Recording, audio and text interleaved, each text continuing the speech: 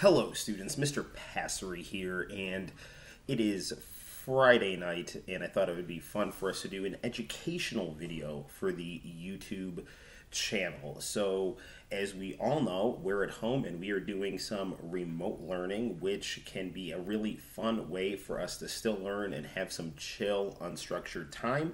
But it's also a time for us to, challenge and discipline ourselves to make sure that we are getting things done. This is actually a test of your maturity. When you get older, you have less structure. You have the obligation to make sure that, yes, you can relax. Yes, you can spend time with the people that are the most important to you, but yes, you also have responsibilities that you have to fulfill, and one of those is school. So take some time out of your day to make sure that you're keeping up with the Google Classroom.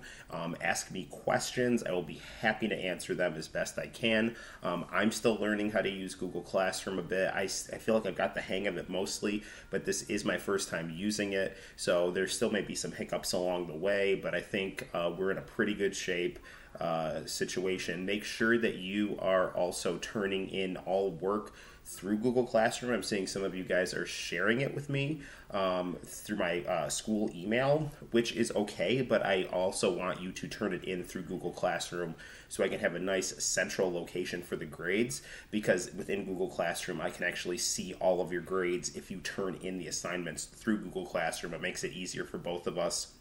I can return your work more quickly, put a comment on it, and also it helps me to put your grades into School Tool when you put your grades into Google Classroom. So without further ado, let's actually get down to talking about some content. So when we were in school, the last actual content we did was the Revolutionary War.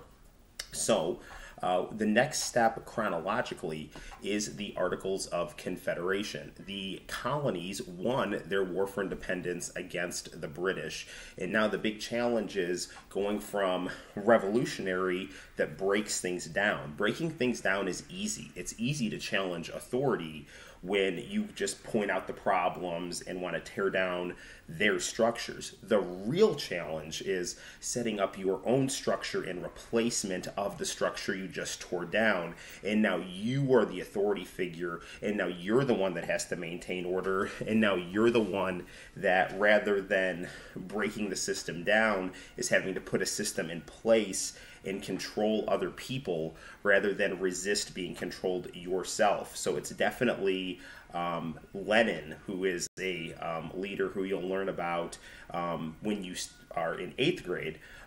He was a Russian revolutionary, not necessarily the greatest person at all, but he had a statement that to wage the revolution could be as easy as lifting a feather, but it's like lifting a mountain, basically, to maintain the order after the revolution. That's a bit of a paraphrase, but that's essentially what he is getting the point across of.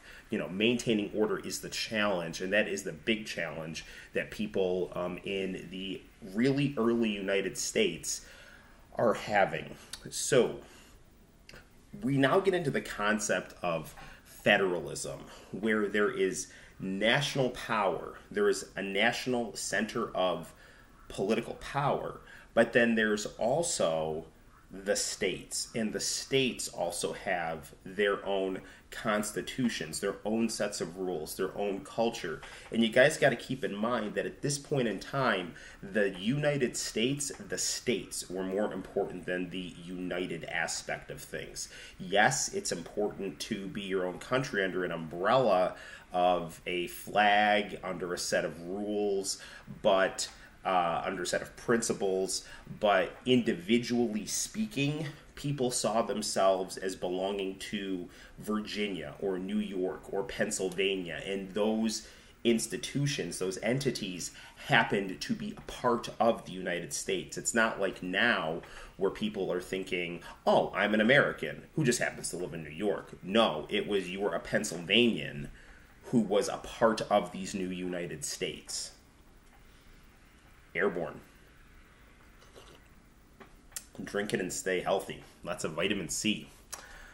Okay, Juice World, one of your favorite dead rappers, did a cover of Vitamin C's graduation song. So that's all very true. Literally have my finger on the pulse of America's youth. You see that out there? All right, anyway.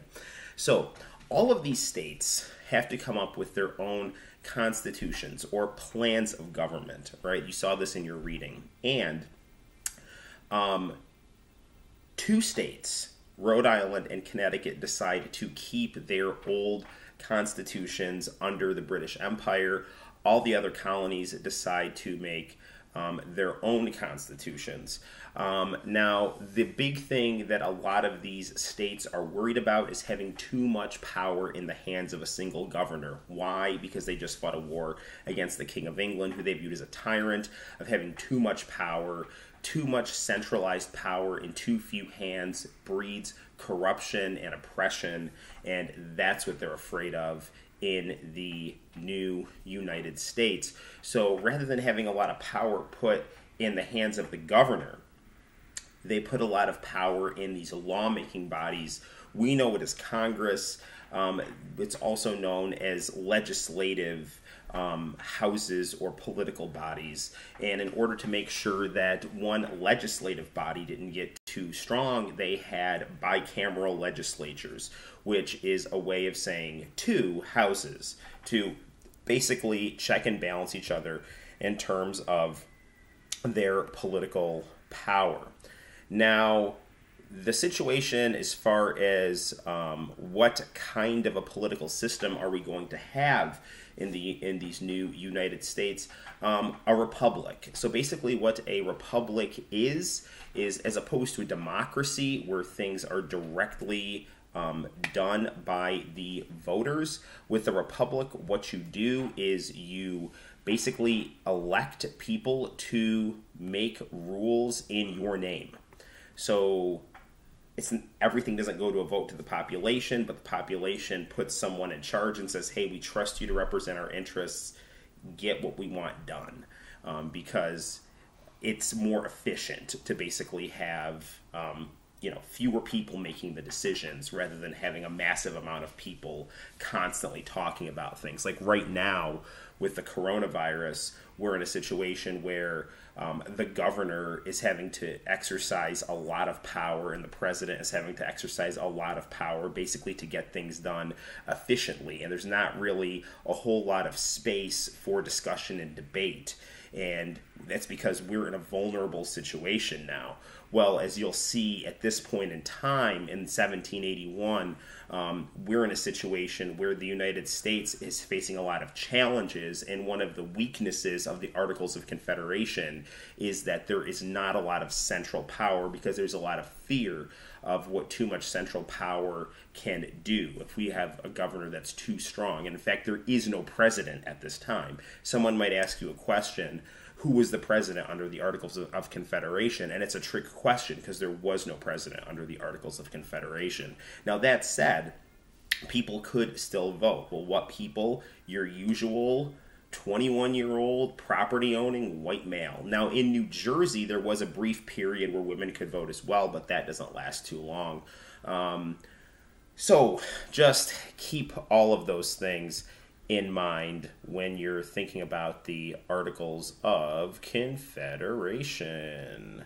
So I'm just looking through and seeing what else is important for us to focus on. One of your questions in your reading asks from 1781 to 1789, why is that a crucial period for the American Republic? And really, it's because of what we're talking about. The Articles of Confederation are not very strong in terms of having central authority. The federal government does not have the power to tax the states. That is a big problem. I mean, the states can contribute and agree to pay taxes, or they cannot.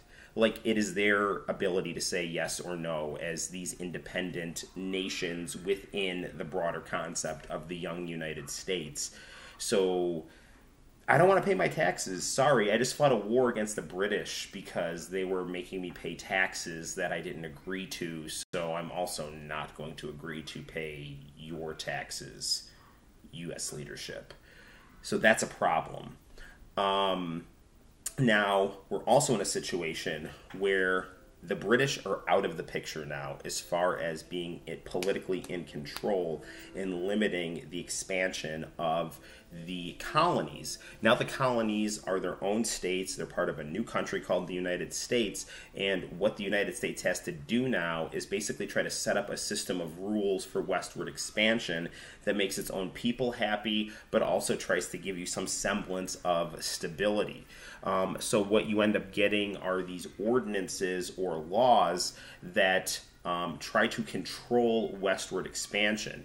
And you get things like the Northwest Ordinance, which sets rules in place like, hey, the territories in the west of Pennsylvania, yeah, we're going to divide those up.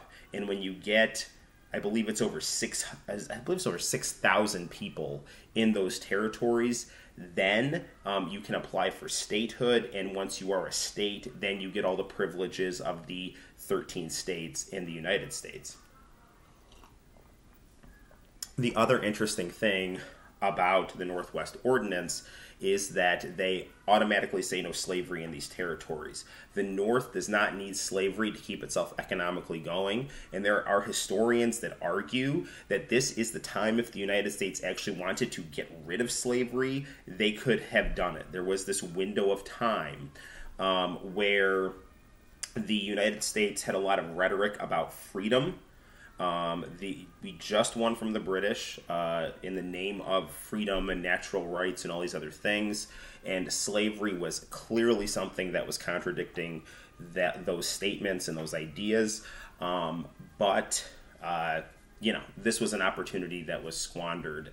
Slavery was also not viewed as a positive thing necessarily in the South like it would be once we get to the Civil War. Slavery was more viewed as something necessary for the economy. Some people said it was a necessary evil. Some people said it was a natural thing in history, that it's like, yeah, there's always going to be inequality, there's always going to be slavery, so let's just do it and use it. So that was really the mentality of slavery at this time, as opposed to what you would get later on in the 1840s, 50s, 60s, where people would argue that, hey, actually slavery compared to factory labor is actually a better system. Now, I would personally disagree with that, but people made very strong arguments for that and were willing to die for that stance. And that stance did not really exist at this point in time. So no slavery in the Northwest Territory, and this was a potential window to get rid of slavery that was squandered by America's early political leaders. I'm trying to look at what else is important here. I think the next big theme that's in your reading that's important to focus on are the geopolitics of the time. And what does that mean? What is the young United States relationship with other big countries like England, like Spain, like France? Your reading talks specifically about tensions with England and Spain. With England, the tension is, hey, look, there's still some British troops in the territories to the west of the United States, and England is not going to play nice with the United States because they just lost a war to the United States. The United States is weak. It doesn't have a strong central government, and according to the British, and I wouldn't disagree with this, loyalists are not being treated well under the new United States, so there's literally no reason for the British to want to play nice with the United States and pull their troops out when the United States doesn't really have the military clout or the attitude that the British would want to deal with.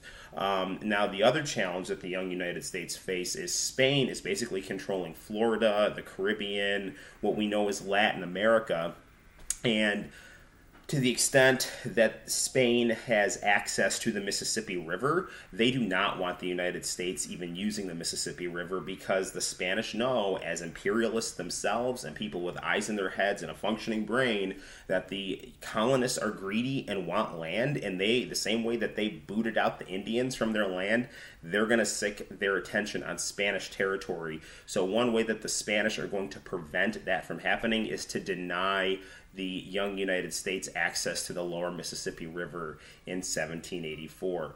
So that pretty much rounds out the major concepts of your reading. One more thing I actually want to hit on real quickly is the issue of economic weakness. Again, as I said, the concept of, hey, we don't have to pay taxes is a really big issue in terms of the young Articles of Confederation, United States being unable to repay war debts.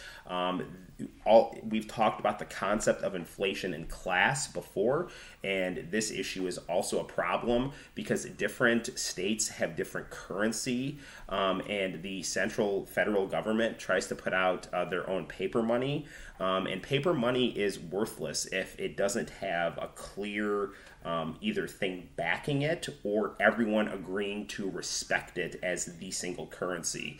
And in this case, there was paper money called Continentals that neither had anything backing it or national respect for the currency. So there's that. So there you have it, guys. Those are, I think, all the major concepts in your reading for this week. I hope you're enjoying your time at home. I'm always that teacher that tells you video games are not bad for you. You just have to know how to balance the rest of your life with video games. Well, now's a chance for you to play all the video games you want, because you really should not be going outside very much, because thankfully there are no documented cases as of now of corona in Cortland County. That could change very quickly, and the way that you can keep yourself safe and your family safe is to basically just stay inside, play your video games, talk to your friends on your cell phones, through online gaming. Just chill, talk to your family members, watch TV, watch YouTube. These are all things that I do to chill and relax. They're all things that you can do to chill and relax. So stay healthy, stay safe, stay inside as much as possible. You're not allowed to go to the store, but that's going to get to be increasingly controlled and limited to make sure that you and your family have supplies. So basically go out when you need to go out. Stay safe, stay healthy, and keep an eye on Google Classroom. I will see you all in the very near future. You take care, and see you soon. Bye-bye.